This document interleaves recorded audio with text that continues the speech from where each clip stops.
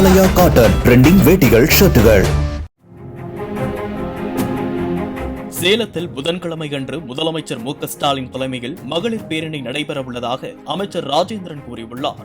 இதுகுறித்து செய்தியாளர்களிடம் பேசிய அவர், புதன்கிழமை மாலை 4 மணி அளவில் கலைஞர் சிலையிலிருந்து கோட்டை மைதானம் வரை நடைபெறும் பேரணியில் கமல்ஹாசனும் பங்கேற்க உள்ளதாக கூறினார்.